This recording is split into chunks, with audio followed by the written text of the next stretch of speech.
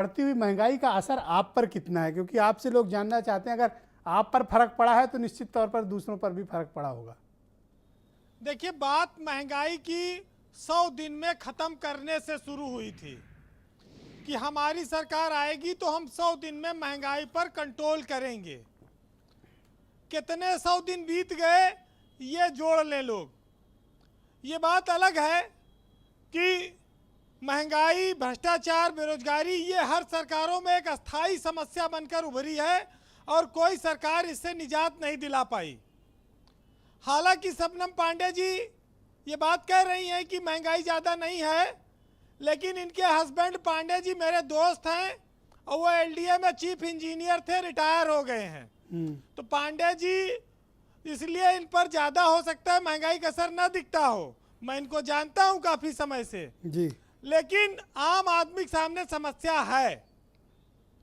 अभी डीजल किसान यूज़ करता है, गाड़ियाँ चलती हैं, मोटरसाइकिल हर घर में है, गांव-गांव में पेट्रोल 100 रुपया हम लोग भरा रहे हैं, वो भी हर आदमी पर महंगाई का असर जा रहा है। अब आप आ जाइए ब्रजेश जी सब्जी भाजी पे। भाई आपके घर में अगर 4-6 लोग खाने वाले हैं तो आप एक बार सब्जी 300-400 रुपया के लाएंगे तो 2-3 दिन चलेगी, इससे ज़्यादा नहीं चल पाएगी 4 आदमी पे। और सकपुतिया 100 रुपया किलो बिकात बा है, आप 50 रुपया का आधा किलो सकपुतिया कल खरीदा है। सकपुतिया क्या होती है Virendra ji? I am sorry, मतलब मुझे नहीं पता। और वो मिलती नहीं बाजार में जल्दी से। Okay okay. और आलू 60 रुपया किलो है नया, पता नहीं किसान को उसका फायदा मिलता है कि नहीं। अब आप बताइए, इतनी महंगी सब्जी आम आदमी, गरीब आदमी कैसे खाएगा? आपका झोला भरता है जब आप जाते हो खरीदने? तो अब हम लोग तो नौकरी पेशा हैं, वेतन से काम चलाते हैं, भरे न भरे परिवार है उसको खिलाना है, लेकिन जिसके पास रोजगार नहीं है वो कैसे 300-400 रुपया 500 रुपया की सब्जी खिलाएगा? उसके सामने तो बड़ी चुनौती है।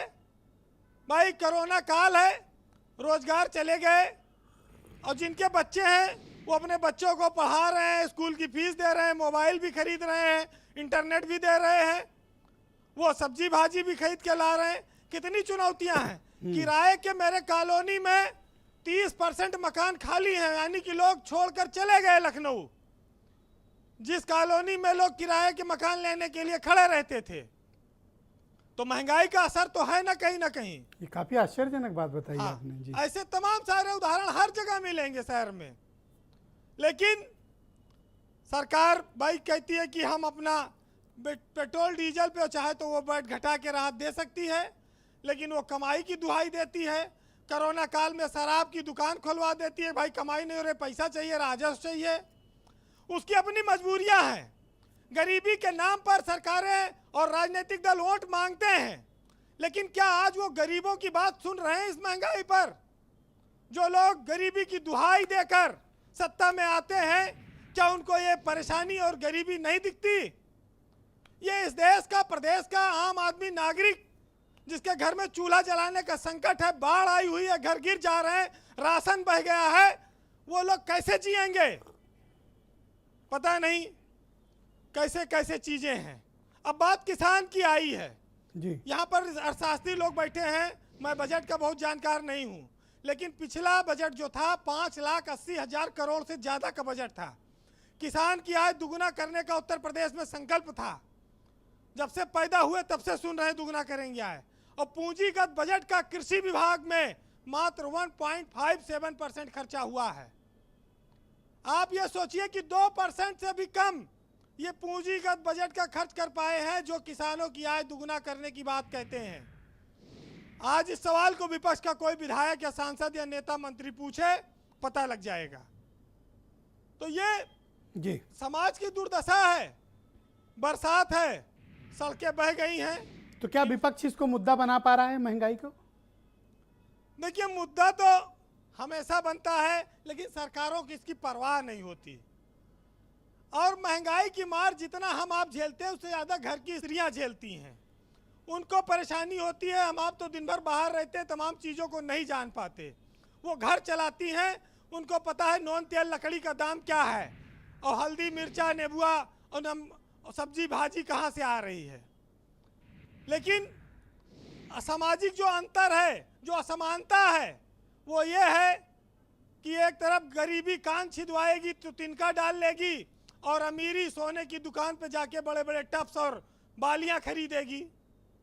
आप इस बात से भी देख सकते हैं इस देश की असमानता को कि गरीबी एक एक निवाले को तरसती है और अमीरी जाके ब्यूटी पार्लर में आंख पे खीरा रखवाती है। पता है आपको, देखा ये होगा सब तो आपने। आइडिया आपको ज़्यादा रहता है इसका। नहीं, ये प्रदेश के लोग जो सुन रहे हैं वो जान रहे होंगे। जी, देखिए, विधायक हो, सांसद हो, मंत्री हो, उसको ज्यादा फर्क नहीं पड़ता है महंगाई से, क्योंकि उसका खर्चा सरकार उठाती है। अरे किसी ने आंख में खीरा रख लिया तो क्या प्रॉब्लम है? नहीं, ये मैं खाली बस असमानता की बात कर अच्छा, रहा अच्छा, हूँ ठीक बात। कि गरीबी एक निवाले को तरस रही है और यहाँ हम खीरा आंख पर लगाते हैं सुकून के लिए। जिनके पास पैसा है वो सब करें, क्या फर्क पड़ता है? जी वीरेंद्र जी। विपक्ष जो आज है और उनके नेता और प्रदेश की जनता, वो अगर आत्मनिर्भर नहीं बनेंगे, उनको इस महंगाई की मार को झेलना पड़ेगा। सारा नारा, सारा आदर्श वाक्य सब उनके लिए है।